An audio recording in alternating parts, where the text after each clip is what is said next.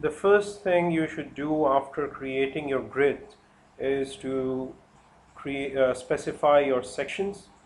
You can modify your sections or add new sections by clicking on the modify sections icon on your toolbar. Over here you'll see a list of all the sections that are currently available in the model. When you create a new model, you'll see a default section called 100x100, which has been added to your model. The reason for this was to ensure that if you start adding nodes and elements to your model without defining any sections, there will be at least one default section available in your model to be assigned to the elements that you're creating. Now notice here that there is no delete button for sections.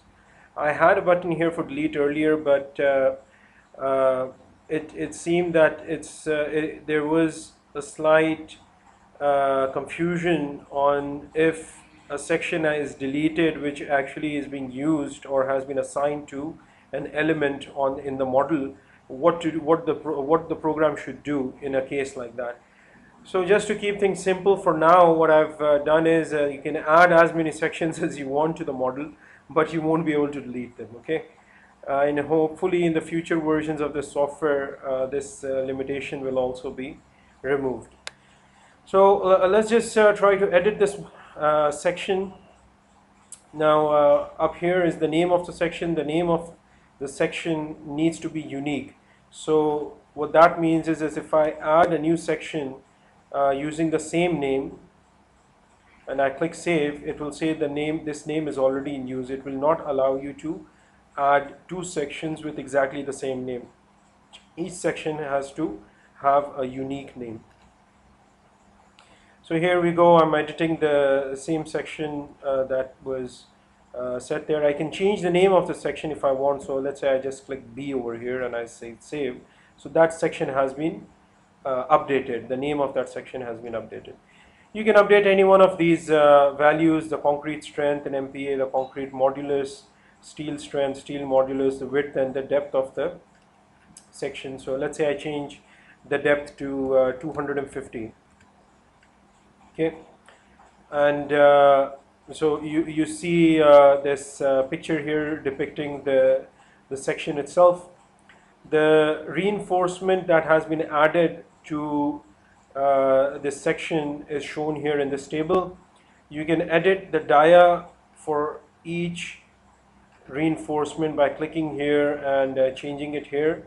You can change the X value, the location of that reinforcement, and the Y location of that reinforcement by clicking and editing here.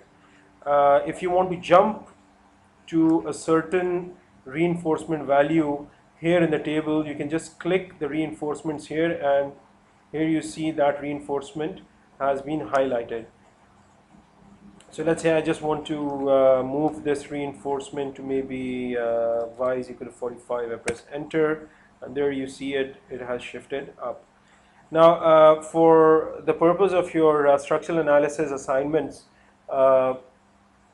this application is only applicable to the frame questions, frame analysis questions that have been assigned to you, or for beam design.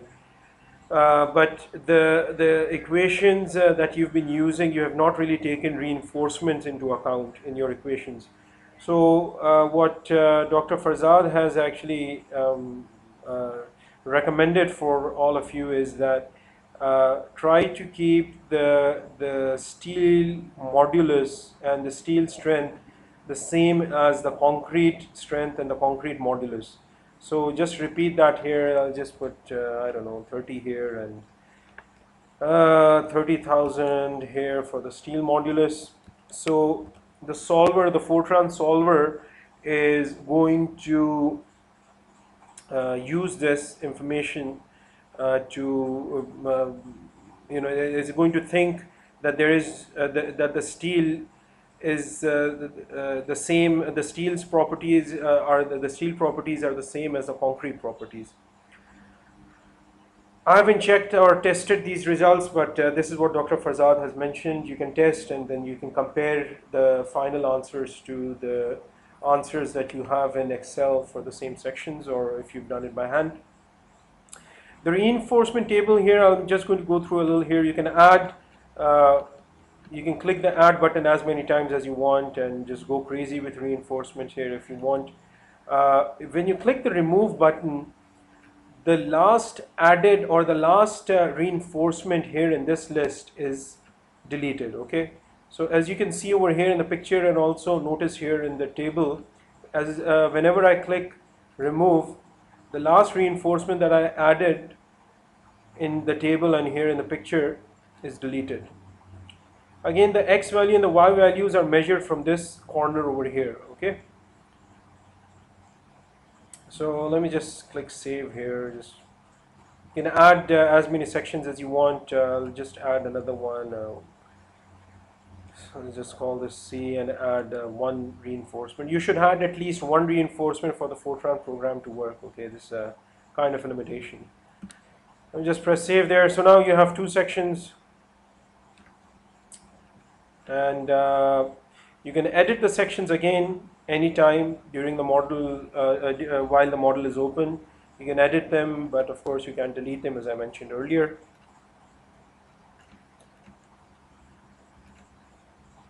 And that's it for assigning sections to your model or creating sections in your model.